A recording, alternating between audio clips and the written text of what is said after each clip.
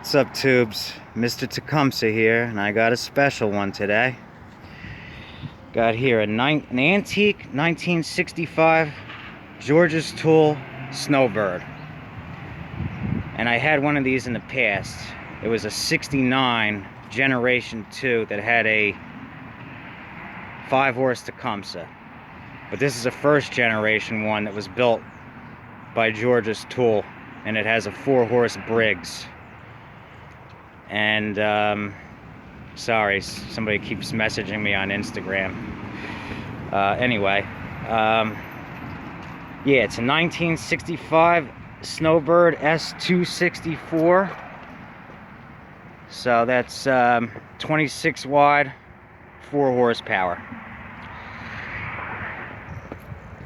These things are really cool. This is back when they made high quality, made in the USA machines. You know, it's got that real cool industrial look to it, you know, built to last. The whole entire engine is under this metal shroud. Luckily I was able, there's a website that covers these machines, because I would not have been able to date it without taking off all these metal covers, because the model is stamped on the engine as far as when it was built. But yeah, 1965. And like I said, I had a 69, and no one really wanted that one because it was a Gen 2. And I ended up actually tearing it apart, and I sold the engine and a couple parts that people needed. But I don't think I'm gonna do that to this one. Like, I really needed more stuff, right? But I couldn't pass this up. In fact, I got it 10 minutes away from my house in North Brunswick, so that close I couldn't say no.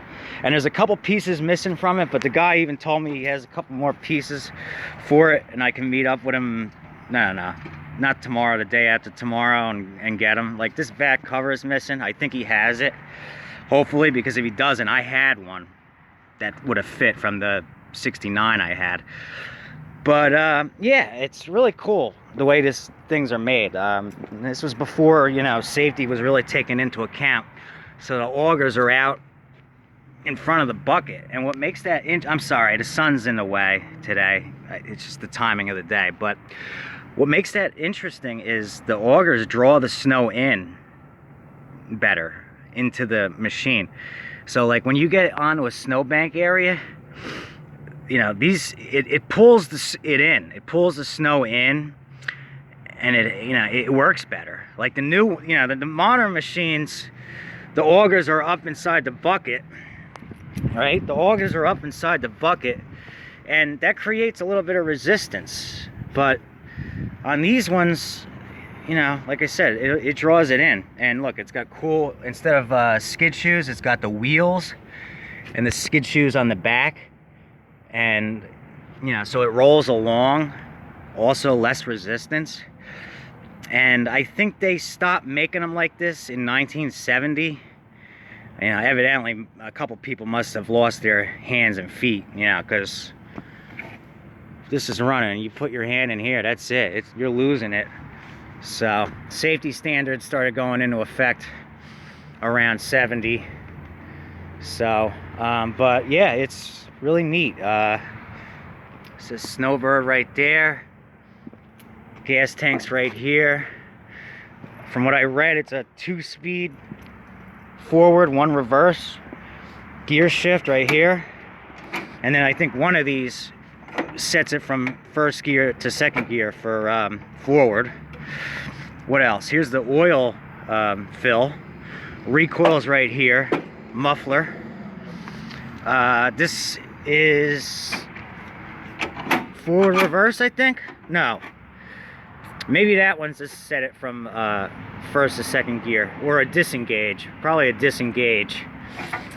Here's the chute rotator, and what's cool about this is the whole thing like rotates with it. It doesn't just rotate, but it turns. So the snow, and I've seen these in action. I saw a couple of videos of these machines, and they throw really well.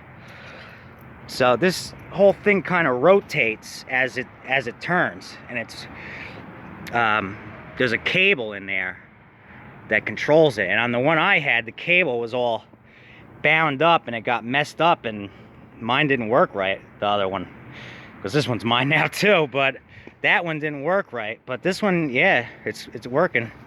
And it's chain driven, so a chain runs from the back axle to the front, and that powers this piece, and then that impeller is independent of the front augers, so you don't see that too much either. But it's in really good shape for its age. What is it? It's 56 years old. So yeah, it's an antique, and it's got compression. I can hear it. Yeah, it's got compression and value on these. Yeah, to the right person, these do have value. I might not do anything with it. Maybe I'll get it running just to putt around with it a little bit. Maybe, we'll see. Yeah, it's got the cool Snowbird symbol, and they actually consider this thing a beak, which is neat. You know, this is when they made stuff with style. You know what I mean? Everything now is bland. Back then, they built stuff not only to work well, but it had style to it. You just don't see that anymore. There's one other lever. Oh wow, this unlocks the lift up to turn spout. Oh, okay, so that, I guess, I don't know why it's got a secondary thing for the spout. I guess it locks it. Yeah, I had one of these in the past. It was real similar to this one, but yeah, these were built by Gearge's tool from 1958 to 1967, and then Yardman bought them up in 1967.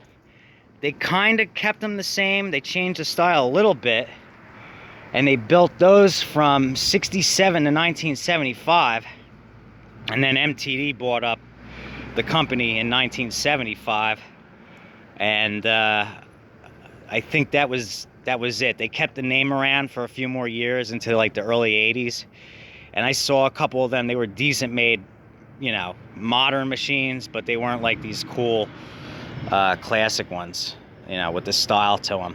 But yeah, the only thing I see missing is that back cover, but the guy said he's got a couple more parts for me, so I'm gonna go back. He's only 10 minutes away, you know, from me, right in North Brunswick, so I'll go back and get whatever he's got for it Friday, and then I might not do anything to it. I might take pictures of it, put it on eBay, you know, with freight shipping, and then just take it up to the terminal, put it on a pallet, and then off it goes. Because I know I did sell a 1964 Simplicity S4, and I think that thing went to Wisconsin. So, you know, somebody in this country will definitely want this thing. They, you know, the guy that bought that S4 bought it because it brought back childhood memories. That's exactly why he said he bought it. So, yeah, you never know. I mean, I looked up, you know, the values of these things, and you know, a lot of the older stuff doesn't have much value to it. It depends on what it is. Something like this, a first gen Snowbird, they're kind of harder to come by, and how cool they are does have some value. But some of the old stuff, nobody wants it, you know what I mean? It just depends on what it is. But this is so cool that, yeah, I'll make a couple bucks off of it. But like I said, I might not do anything to it and just list it right away for sale. Just make a couple quick buck off of it. Or maybe I'll take the time and you know, get it running. It's got compression, so you know, I looked in the tank. It's ancient fuel in there, so the tank would have to be cleaned out. And being a metal tank, I'm gonna have to go through that whole rust situation. And you know, just a winter project, because things slow down in the winter, so it's good to have a project for the winter to mess around with. So I might mess around with this then. But yeah, it's a Briggs, 4-horse Briggs, but you know, back then 4-horse was a little bit more powerful than what they call 4-horse today. So, you know, but I've seen these in action, and they glide along and throw the snow pretty far. So they were, what do they call them? Well-oiled machines. That's what they said. What else? Carburetor. Oh yeah, it's got the old classic Briggs updraft carburetor. I've messed with these before, so it might need to be cleaned, it might not. I mean, if it had a shut off, yeah, looking at the tank, that carb's probably gonna also need to be cleaned. So if I want to get it running, fuel tank's gonna have to be cleaned, carb's gonna have to be cleaned. It's points of condenser. There's a good chance the spark won't be there, so the points are gonna have to be cleaned or replaced. Or I can just upgrade it to magnetron, because it's, you know, it's a 65, so that was the first year. 64, I think, was the first year you could upgrade to magnetron ignition. Let's check the oil, see how it looks. But yeah, I just think these things are cool as hell. Yeah, it's oil in there. It's pretty clean looking. That's a good sign. And like I said, it's got good compression. I can hear it. I can hear that heartbeat it has to it. So yeah, I mean, if I wanted to get it running, that's all it would take for me to do it. It would just be clean the fuel system and carburetor. And if it didn't have spark, regain spark, and then this thing will run and go. And everything's functional on it, so it would go. Wouldn't take much effort. So you might see a future video on me get at least the thing running. I don't know if I'm gonna make a video of me actually working on it, but you'll see a future video of the thing at least probably running. You know, unless somebody just buys it as is. But even the tires, see, back then, even the tires, is that picking it up? Yeah, even they stamped the name even on the tires. See, made in USA. This is back when they built things with care, quality.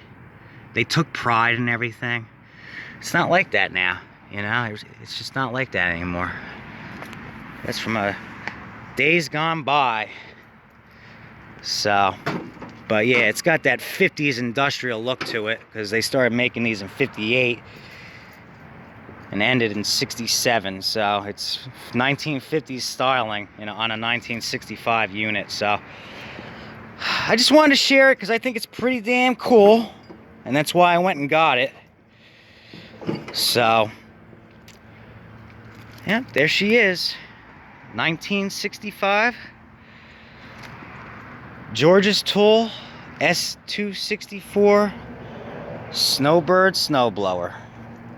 Antique. 56 years old. Alright, guys. Thanks for watching. I hope you enjoyed this. Tomorrow's Thanksgiving. Happy Thanksgiving, everybody. Now I'm going back to finish working on that tractor. I got to get that carb going, so check out that video. That's coming up. All right, later.